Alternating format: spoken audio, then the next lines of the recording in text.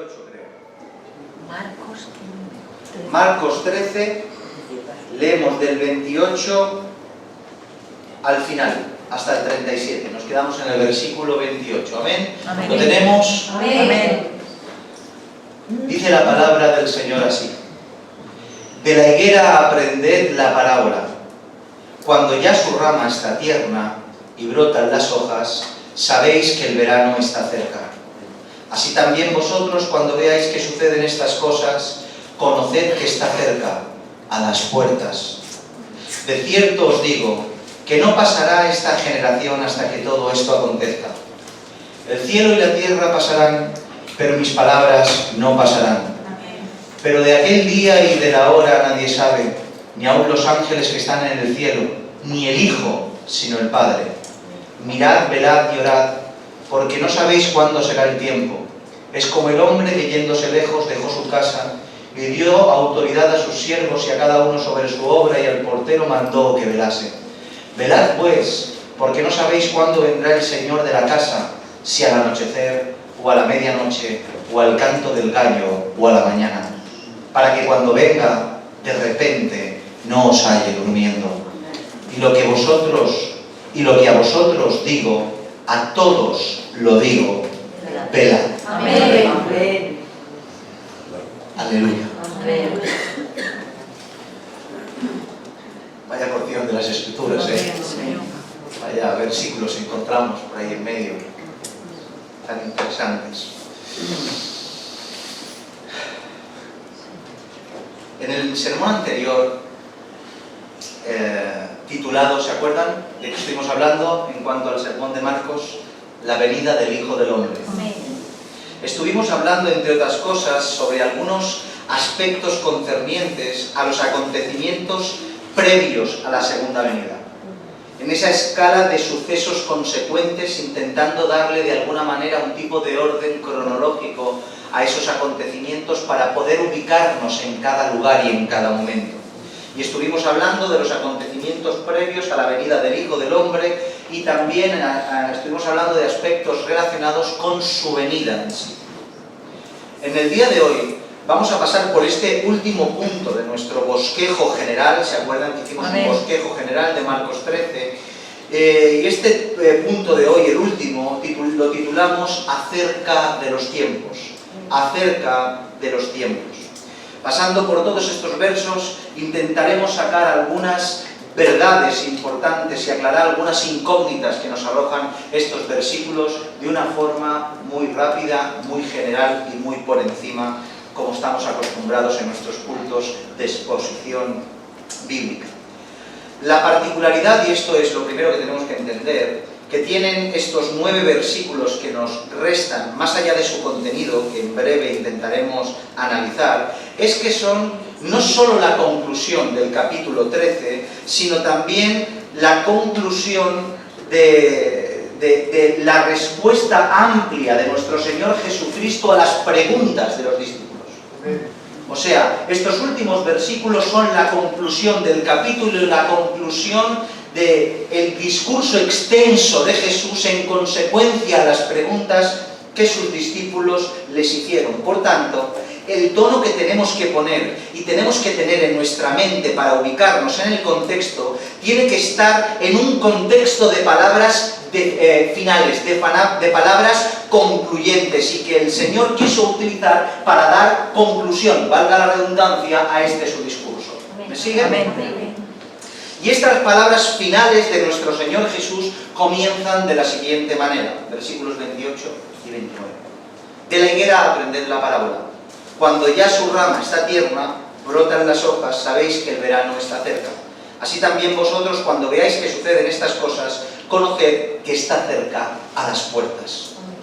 Jesús directamente les expresa a sus discípulos que aprendan algo acerca de una parábola. Como todos ustedes saben, una parábola es una herramienta pedagógica de enseñanza común en el primer siglo, común en la actualidad y común en las enseñanzas de nuestro Señor Jesucristo. La parábola utiliza una historia, bien sea real o ficticia, con la intención de que tras la exposición de la misma y la correspondiente explicación y aclaración de la misma, se comprenda de una manera más clara el asunto que se quiere transmitir. Amén. Para eso se utiliza una parábola. Entre paréntesis diré, y esto es importante de resaltar, que las parábolas sin explicación posterior tienden a ocultar la profundidad y significado de lo que se quiere transmitir. De ahí que en ocasiones, debido a la incredulidad del pueblo de Israel en este contexto, Jesús les habla en parábola, pero sin explicación, no para que entiendan, sino para lo contrario. Pero no es el caso de sus discípulos, ya que cuando estaba toda la multitud y les citaba la parábola, después, cuando estaban en la intimidad, les explicaba la parábola que previamente había recitado. Y este versículo 29 da fe de ello, ya que les cita la parábola y después le da la explicación a dicha parábola. La parábola es simple. Jesús habla sobre el momento en el cual los brotes de higuera surgen, haciendo de ese momento un indicativo de que el verano se aproxima. No necesariamente se centra en un brote de higuera, ya que algunos se han centrado en identificar la higuera con algunos términos y aplicarlos a cosas desajustadas, ya que cualquier árbol que su hoja esté de alguna manera predispuesta ya a dar fruto es válido para la utilización de esta parábola, ya que Lucas no solo habla de la higuera, sino de cualquier árbol frutal que está dispuesto a dar fruto, que indica lo mismo que la higuera, que el verano se acerca. Amén. Por tanto, de la misma manera que cuando se dan cuenta, ellos se dieran cuenta de que el brote empieza a dar fruto, el verano estaría cerca. Así tienen que estar atentos, y así lo dijo el Señor, a que cuando vean estas cosas que yo os estoy diciendo, tenéis que estar atentos porque esto ya está cerca. El fin se acerca. Él está a las puertas. Amén. ¿Y cuáles son estas cosas? Como hemos dicho, muy sencillo, todos estos acontecimientos finales que Jesús acaba de relatarles en cuanto a las catástrofes definitivas, finales, que ocurrirán, como dicen los versos anteriores que hemos leído y estudiado, en aquellos días después de esta tribulación. Cuando veáis esto en concreto, es el síntoma de que el verano se acerca, de que ya todo está en su fin. ¿Y a qué fin se está refiriendo? También es simple. Apunta, sin lugar a dudas, a su segunda venida, la cual dará inicio a su reino. Amén. Y esta afirmación de que apunta a la segunda venida y a la instauración del reino, la podemos ver de una manera más clara una vez más en el Evangelio de Lucas, sinóptico de Marcos, paralelo de este pasaje, el cual dice en su capítulo 21, versículo 31, lo siguiente: así también vosotros, cuando veáis que suceden estas cosas, sabed que está cerca el reino de Dios. Amén. Por tanto, no hay lugar a dudas que probablemente lo que se está haciendo alusión en esta porción de las Escrituras es al inminente advenimiento de nuestro Señor Jesucristo, y con este inminente advenimiento de su segunda venida, la instauración de su reino, sentándose en el trono y gobernando sobre el mundo. Versículo 30. De cierto os digo que no pasará esta generación hasta que todo esto acontezca. Ya empezamos con los versos complicados. Y como nos proponemos no saltarnos nada, tenemos que afrontarlos de la mejor manera posible. Podemos ver a Jesús utilizando una vez más esta típica expresión en sus enseñanzas: de cierto os digo. Y me gustaría volver a recordarles que, como saben, esto no significa que el resto de las palabras que no comienzan con un de cierto te digo, no significa que no sean palabras importantes. No siempre Jesús enseñaba comenzando y diciendo de cierto te digo, pero eso no significa que lo que decía Jesús era menos importante, sino que de alguna manera, cuando él ponía en el inicio de su discurso, de su oración, de cierto te digo, captaba la atención de lo que les escuchaban, porque era algo relevante que no podían escapárseles, que tenían que estar atentos a esa verdad. Y en esta ocasión Jesús quiere que sus discípulos presten atención a que no pasará esta generación hasta que todo esto se cumpla. Esto genera un problema de interpretación, y Y este problema es utilizado por los detractores de la fe como el otro problema que atendimos en el sermón anterior, ¿recuerdan? Ya que si Jesús se estaba refiriendo al final de todas las cosas, antes de que pasara esta generación, y esta generación pasó, y no se cumplieron todas las cosas que Jesús dijo, Jesús queda como un falso profeta. Pero vamos a tomarnos un minuto para poder explicar esto como ya hemos hecho en otra ocasión. El problema de esta interpretación que utilizan los detractores de la fe es que aplican las enseñanzas de Jesús a las personas que están presencialmente escuchándoles. O sea, Jesús les habla a ellos y aplican todo lo que Jesús enseña a la persona in situ que está escuchando. Pero esa no es la intención de Jesús, ya que aunque es a ellos a quien se dirige y son ellos los que tienen que aprender, no son ellos ni esa generación en concreto sobre los cuales se está depositando esta profecía de acontecimientos finales. Les habla a ellos, pero es en ellos donde se deposita el cumplimiento de dicha profecía. La palabra que Jesús utiliza para generación es genea en griego. Y no solo apunta a esa generación presente, sino también a una edad, a un periodo de tiempo en concreto. En cuanto a lo que se refiere a generación, no hace falta forzosamente aplicarlo a la generación que estaba escuchando. Perfectamente puede aplicarse a una generación de personas en específico en un futuro próximo. El pueblo de Israel en esta ocasión, ya que se dirigía a ellos, y ellos estarán presentes en los tiempos finales, en esos momentos concretos proféticos que el Señor les habla. En esta generación, este tipo de personas, el pueblo de Israel. O también se podría aplicar a la generación incrédula y pecaminosa, lo cual también será algo que permanecerá hasta el final de los tiempos. Al final de los tiempos, cuando estas cosas acontezcan, la generación perversa y mala también estará presente en el final de los tiempos.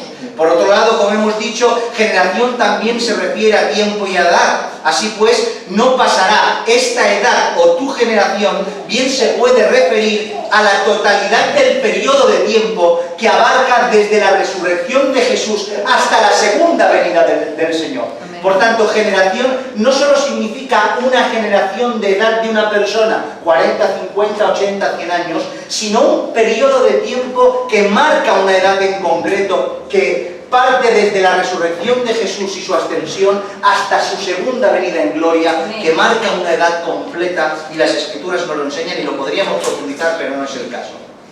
Por tanto, con esto en mente, entendiendo de que generación se puede aplicar tanto a un grupo de personas en concreto como a un periodo de tiempo en concreto, porque lo abarca todo el tiempo, lo más probable es que se esté refiriendo Jesús es que la generación que no pasará sin que esto haya de cumplirse sea la generación que experimente y viva esos tiempos de tribulación y sean testigos de la segunda venida de Cristo. O sea, os hablo a vosotros, pero cuando me refiero a que esta generación no pasará, me refiero a que la última generación que contemple los tiempos finales, las tribulaciones finales y la segunda venida, no pasarán hasta que todas esas cosas las vean. Amén. ¿Entienden? Amén. Aclarado esto, continúa diciendo: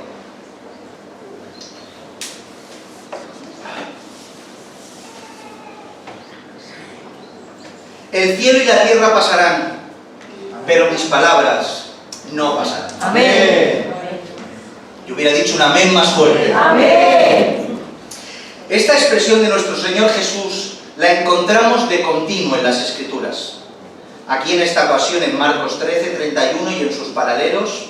En Primera de Pedro, capítulo 1, versículo 24 y 25, donde dice: porque toda carne es como hierba y toda gloria del hombre como flor de la hierba se seca y la flor se cae, mas la palabra del Señor permanece para siempre. Amén. Y como no en su precedente Antiguo Testamentario, en la boca del profeta Isaías, en el capítulo 40, versículo 8, que dice: sécase la hierba, marchítase la flor, mas la palabra de nuestro Dios permanece para siempre. Amén. Su palabra es eterna. Amén. Y es indestructible. Amén. Permanece para siempre. Pero ¿saben lo que es maravilloso de todo esto?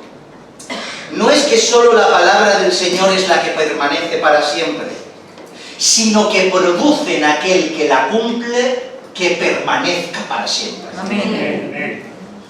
La palabra del Señor es eterna y permanece para siempre, pero produce por su eterna misericordia que aquel que se sujeta a ella permanezca juntamente con ella para siempre. Amén.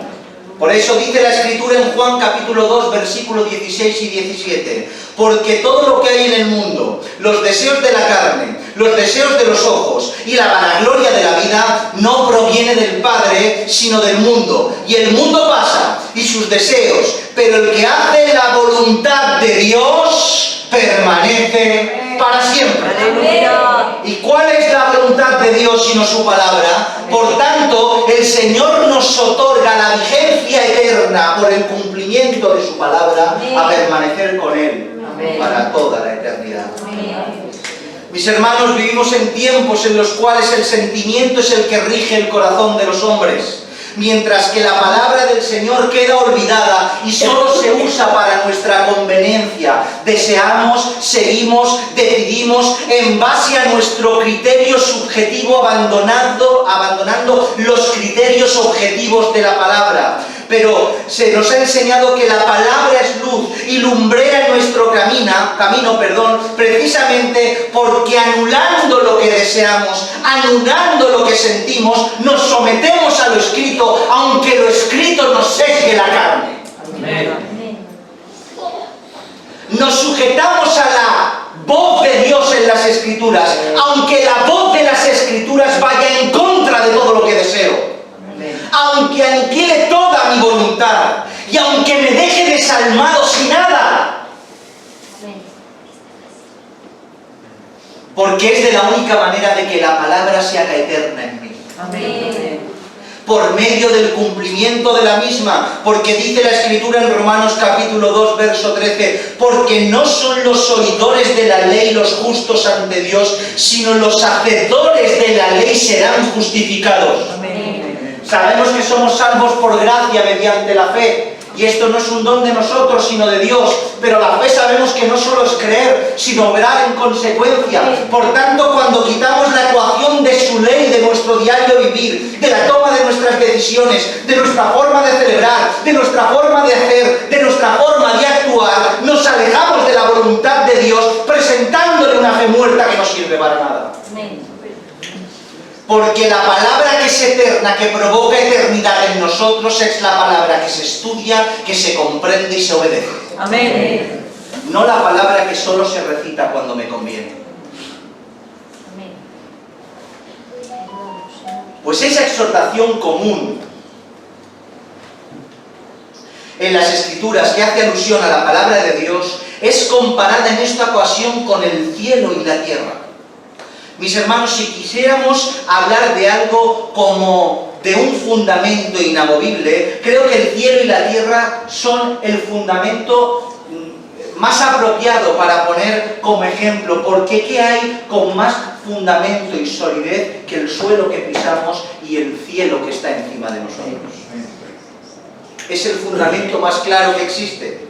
Pero claro, al compararlo con su palabra, la cual no solo es la que hizo los cielos y la tierra, sino aquella que lo sustenta, esos fundamentos automáticamente se convierten en un castillo de naipes, en una bola y pila de paja que al soplarle el viento se cae, porque es comparable con el fundamento de su palabra. Y esto es lo que Jesús quiere que entiendan, que el mayor fundamento que puedan conocer no sea el cielo, no sea la tierra, sino sea su palabra. Amén. No sea lo tangible, lo que creo que me produce en mí un bien, que va, sino su palabra. Amén. Su palabra es eterna y es el fundamento donde el cual la Iglesia tiene que estar fundamentada. Amén.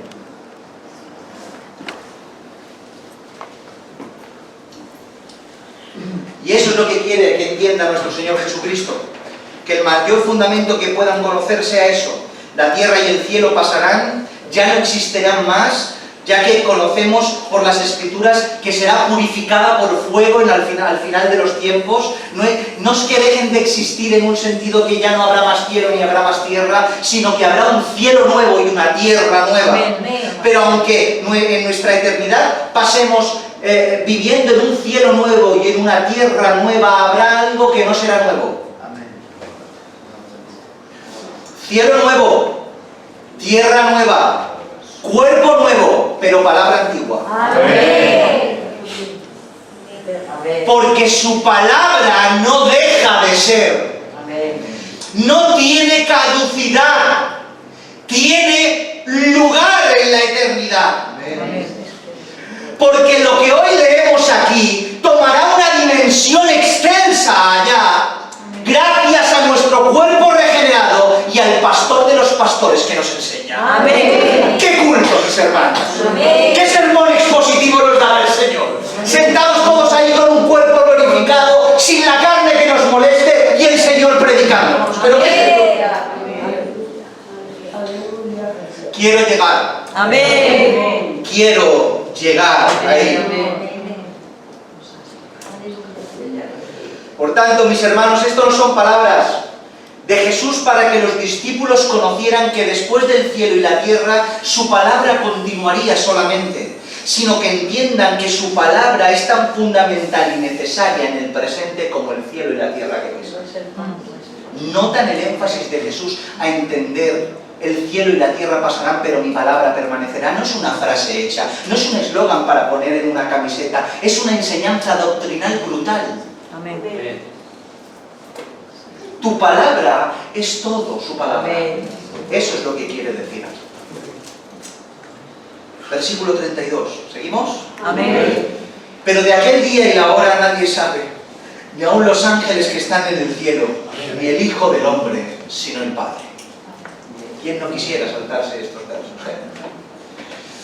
Bien, si hace unos instantes hemos tenido que aclarar un problema en cuanto a interpretación por el tema de esta generación no pasará hasta que todo se cumpla, nos encontramos ahora con un problema más serio, ya que este problema es cristológico, o sea, afecta a la persona de Jesús. El argumento es simple: si Jesús es Dios y por tanto omnisciente, que todo lo sabe,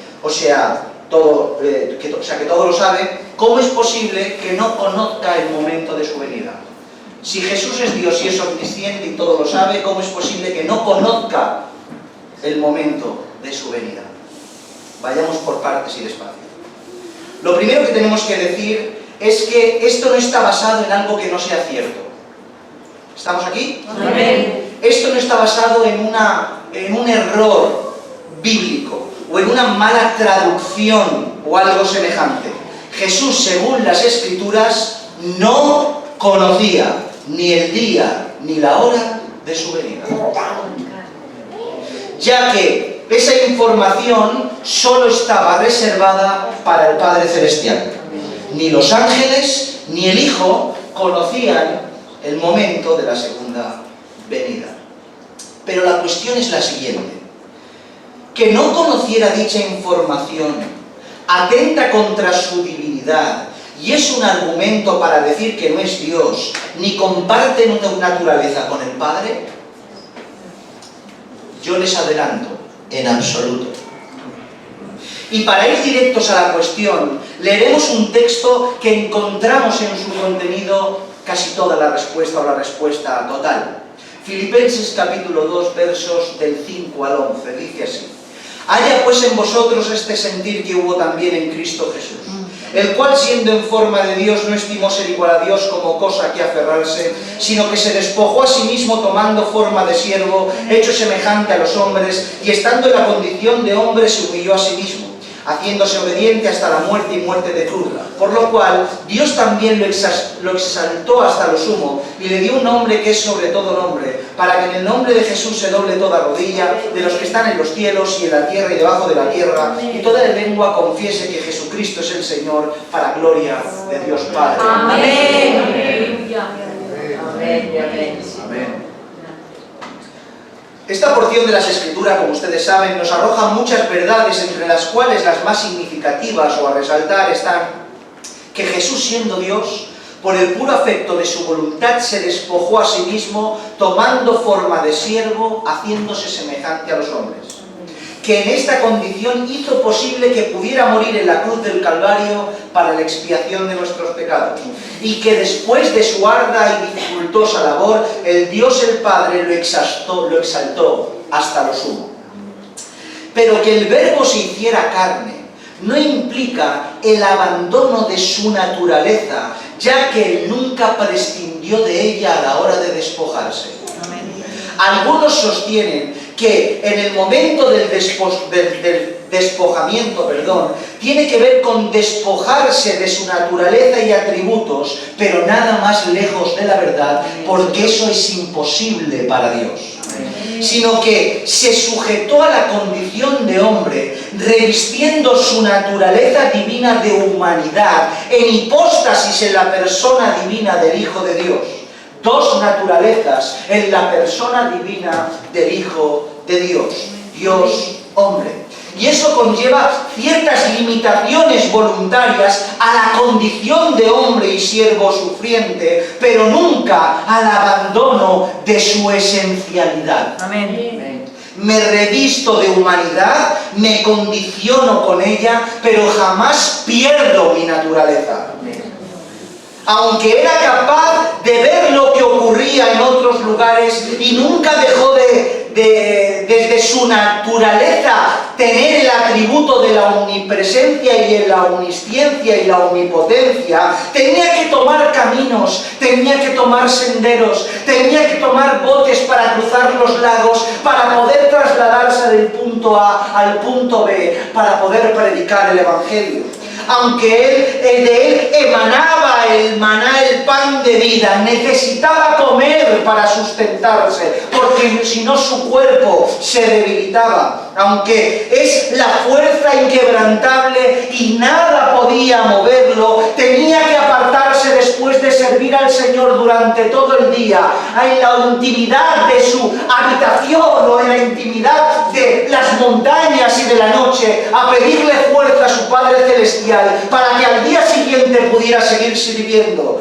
Y aunque conocía todas las cosas, como bien lo dijo Pedro, tú lo sabes todo, lo dijo Pedro al Señor, lo que incluye el tiempo de su segunda venida, en su limitación voluntaria, se limitó a no conocerlo. Amén.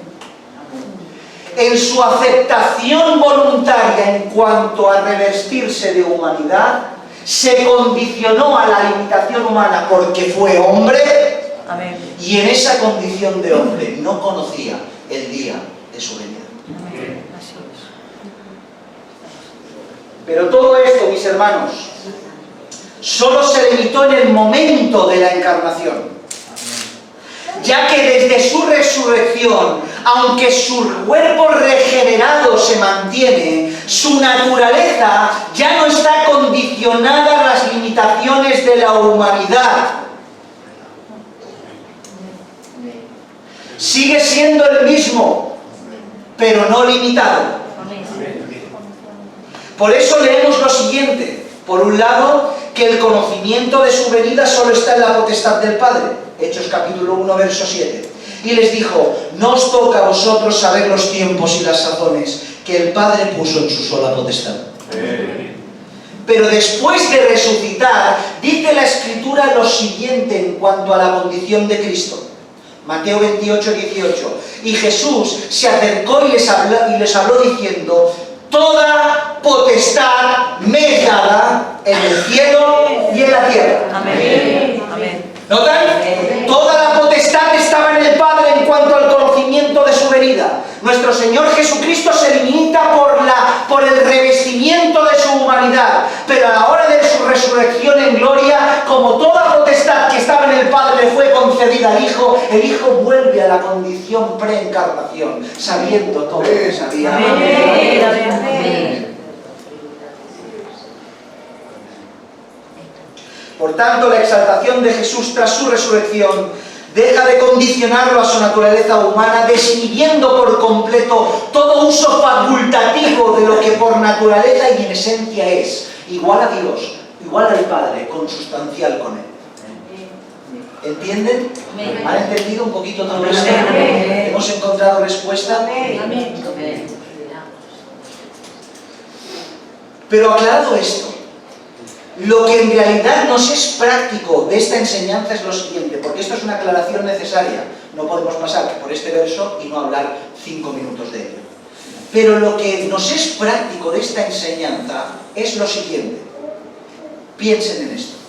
Y es que, si Jesús mismo estaba limitado al conocimiento de las últimas cosas, como a la hora y al día de su venida, ¿cómo si hay tantos cristianos por el mundo que sin temor alguno se atreven a poner fechas, tiempos y momentos específicos para el final de los tiempos? Amén. Esa es la enseñanza.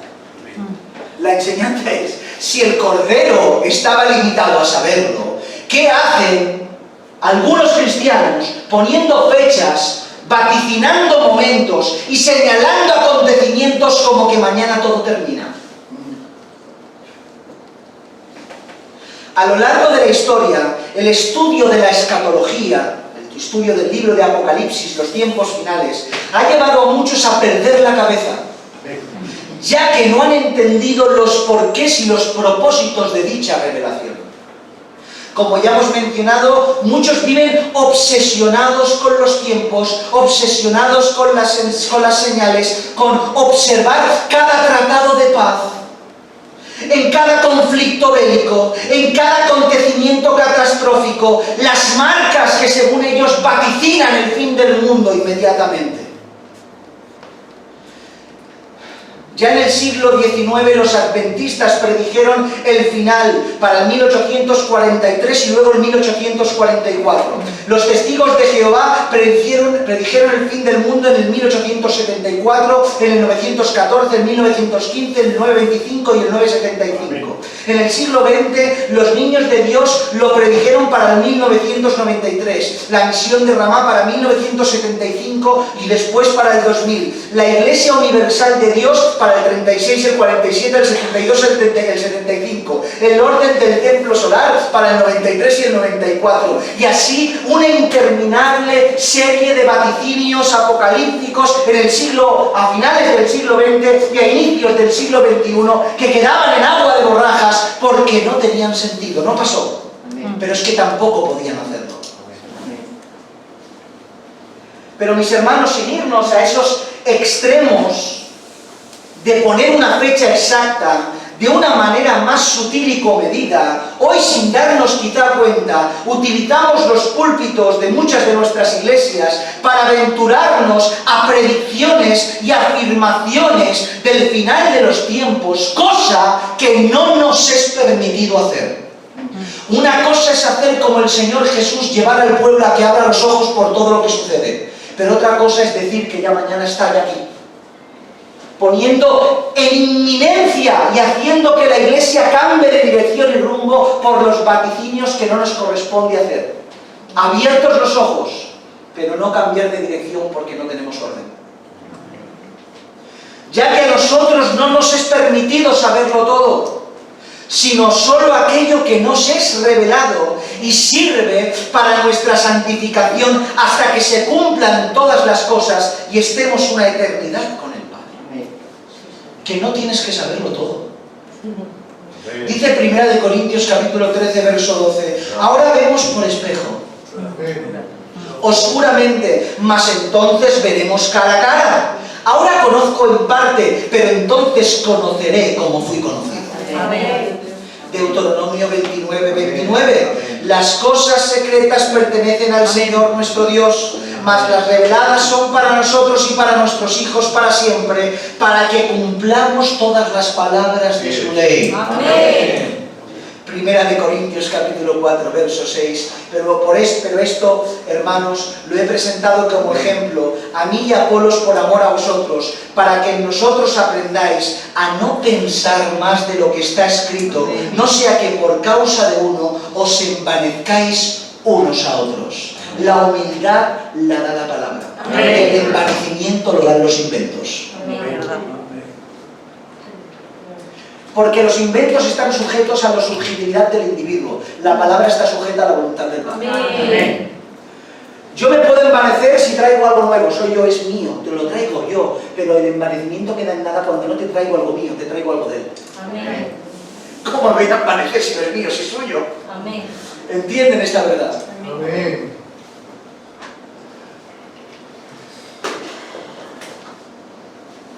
Por tanto, mis hermanos, hoy solo no tenemos las herramientas para tales vaticinios apocalípticos, sino que tampoco tenemos el permiso.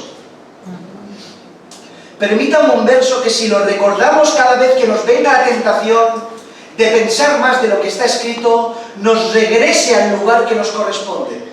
Hechos capítulo 1, versículo 6 al 8. Entonces, los que se habían reunido le preguntaron diciendo, Señor, ¿restaurarás el reino de Israel en este tiempo? Y les dijo, acuérdate de esto siempre, no os toca a vosotros saber los tiempos o las sazones que el Padre ha puesto en su sola voluntad, pero recibiréis poder cuando haya venido sobre vosotros el Espíritu Santo y me seréis testigos en Jerusalén, en Judea, en Samaria y hasta el último de la tierra. No sé si lo han notado. Amén. No nos toca conocer los tiempos y las sazones, nos toca ser testigos. Amén. Otra vez, no te toca conocer los tiempos y las sazones, eso está en su potestad y voluntad, te toca ser testigo. Ser testigo de Cristo, testificar de Él por medio de tu conducta y de tu discurso, ser testigo de Él, no vaticinar nada, no pensar más de lo que está escrito, no enredarte en conceptos apocalípticos que no entendemos, vive la vida de Dios, sé testigo del Señor. Amén. Cada vez que te venga un pensamiento de intentar aventurarte a esto más de lo que está escrito, recuerda, solo puedo saber lo que el Señor me enseñó, porque todo está lo demás en su soberana potestad. No estoy puesto para vaticinar nada, estoy puesto para ser testigo. Amén. Y en base a esta verdad, recta final, es que Jesús concluye su exposición. Versos 33 hasta el final. Mirad, velad y orad, porque no sabéis cuándo será el tiempo. Es como el hombre que yéndose lejos deja su casa y dio autoridad a sus siervos y cada uno su obra, y al portero mandó que velase. Velad pues, porque no sabéis cuándo vendrá el Señor de la casa, si al anochecer o al mediodía o a la medianoche o al canto del gallo o a la mañana, para que cuando venga de repente no os haya durmiendo. Y lo que a vosotros digo, a todos os lo digo, velad. Amén. Su conclusión, mis hermanos, no puede ser más apropiada, ni ir más acorde con el tono de su discurso, con el tono de todo el discurso. Velad, orad, porque no sabéis cuándo será el día. Este consejo no les puede ser extraño a ninguno de nosotros, ya que en diferentes ocasiones lo hemos escuchado en la boca de nuestro Señor Jesús. ¿Quién no recuerda la escena del Getsemaní? ¿Verdad? Donde Jesús les dice a sus discípulos estas mismas palabras, Mateo 26, 40 y 41. Vino luego a sus discípulos y los halló durmiendo, y dijo a Pedro, así que no habéis podido velar conmigo una hora, velad y orad para que no entréis en tentación, el espíritu a la verdad está dispuesto, pero la carne es débil. Si lo piensan bien, estas dos palabras encierran todo aquello que necesitamos para mantenernos firmes y de pie en nuestro día a día. Estas dos palabras, velar y orar. Si lo piensan bien es así, velar, lo que hace referencia a ¿qué? A estar, el que vela no duerme, a estar despierto, atento, consciente de mí mismo y consciente de mi alrededor para poder poner todos los medios necesarios aprendidos por las Escrituras para poder enfrentarme a las diferentes dificultades que me vienen desde fuera y a las diferentes dificultades que me nacen desde dentro. Y eso solo es posible estando despierto. El que duerme, el león se lo come. El que vela lo repele. Pero no solo velar, sino orar. Este recurso es indispensable, ya que si no oro, ¿para qué velo? Porque puedo ser consciente de todo, o quizá no, porque no oro y no tengo discernimiento. La oración te da las facultades y te capacita para que el mantenerte despierto sea fructífero. Porque si te mantienes con los ojos abiertos sin orar, ¿para qué quieres mantenerte con los ojos abiertos? Lo mismo es que duermas. El león te comerá igual. Porque se necesita orar para poder velar. Amén. Y estar despierto para seguir orando, para poder caminar en este camino. Amén. Para que los discípulos entiendan el mensaje de nuestro Señor Jesucristo, utilizan nuevamente otra ilustración. Y la ilustración y su aplicación son sumamente sencillas. De la misma manera que cuando el Señor sale de la casa y da directrices a sus siervos para que no se descuiden de sus labores en ausencia de su Señor, y estos deben ser diligentes y estar velando para que cuando el Señor de la casa regrese no los encuentre durmiendo sino trabajando. Así tiene que ser de la misma forma el pueblo del Señor, sus discípulos y nosotros incluidos. El Señor vino, se fue dejando unas directrices, pero dijo que volvería. Y al mismo tiempo, en el tiempo de su ausencia, nos encuentre cuando vuelve siendo responsables, velando y trabajando en las diferentes mayordomías que nos ha puesto en su labor.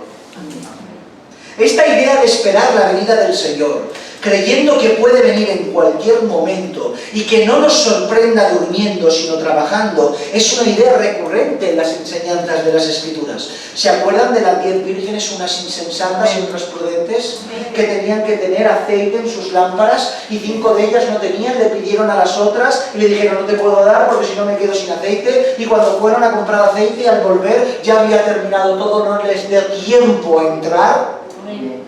O cuando el Señor les dio diferentes talentos a cada uno de sus siervos y les dijo que los pusieran a trabajar, uno lo multiplicó, el otro lo multiplicó, y el otro que hizo con uno que le dio lo enterró, porque me da miedo perderlo, y le quitó el que había enterrado y le dio el que tenía más. ¿Por qué? Porque el Señor recurrentemente nos enseña en las Escrituras que no se ha ido. O sea, Él no ha venido a hacer algo para que nosotros no hagamos nada hasta que Él regrese. Él vino a capacitarte y a salvarte para que sigas trabajando hasta que Él regrese. Amén. Por tanto, nosotros tenemos la responsabilidad, tenemos que ser disciplinados y trabajar en su viña. Que no nos encuentre durmiendo, echándonos la siesta, sino que cuando venga nos pueda ver trabajando. En resumidas cuentas, este texto que les voy a citar lo describe a la perfección. Lucas capítulo 18, verso 8. Os digo que pronto les hará justicia, pero cuando venga el Hijo del Hombre, ¿hallará fe en la tierra? No solo tenemos que creer que Él vuelve, tenemos que creer que Él es Señor. Amén. El que vuelve es Señor. Y el que vuelve te mandó. No podemos vivir según nuestras apetencias. No estás a cargo de tu casa, sino de la suya. Esto no es nuestro, todo esto es suyo. Amén. Tu casa no es tuya, tu casa es de Él. Amén. Tus hijos no son tuyos, tus hijos son de Él. Amén. Tu trabajo no es tuyo, tu trabajo es de Él. Y fe implica a que tengo fe en mi Señor y obro en consecuencia. Notan como la obediencia es el denominador común de todas las enseñanzas. Amén.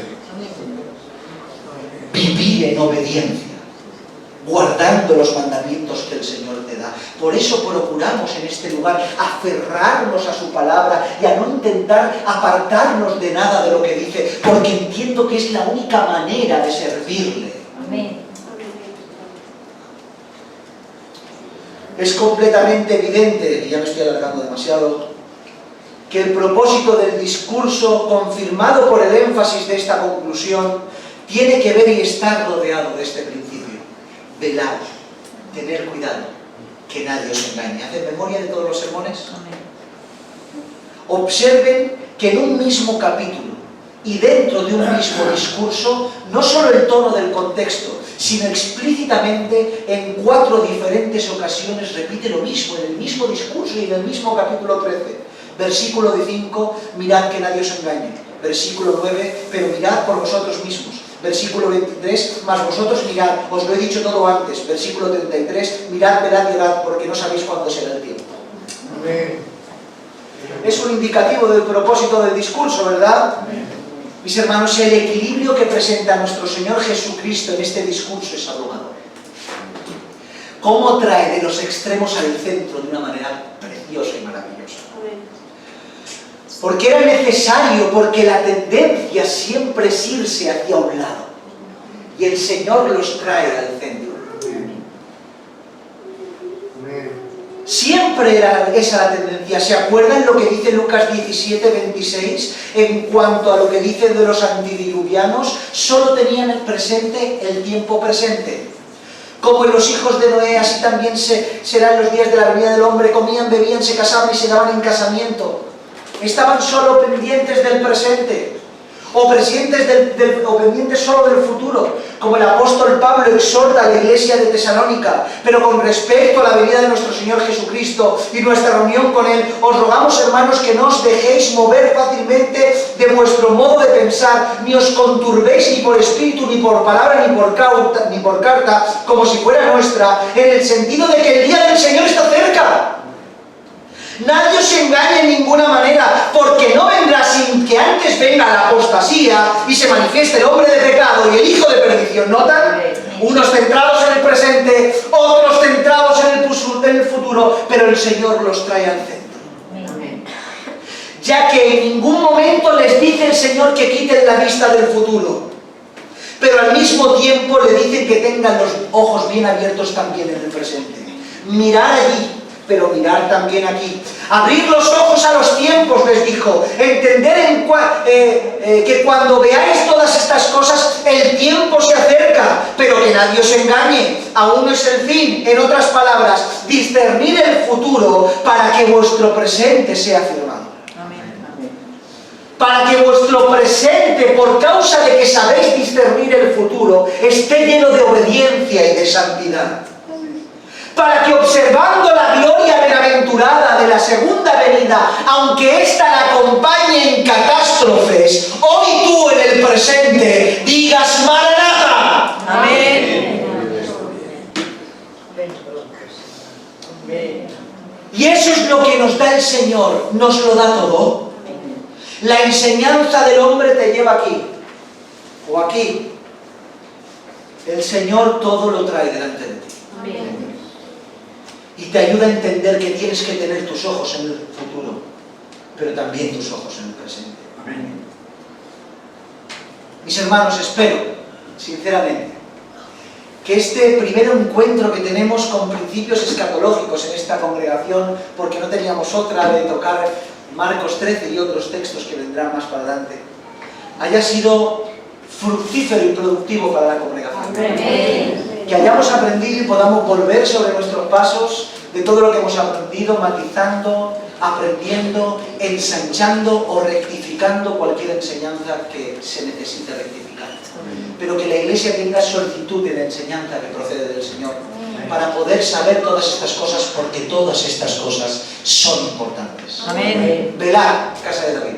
Amén. Orad, casa de David, para que podáis ver el futuro y que vuestro presente quede afirmado en el nombre del Señor. Inclinad la cabeza. Vamos a orar al Señor.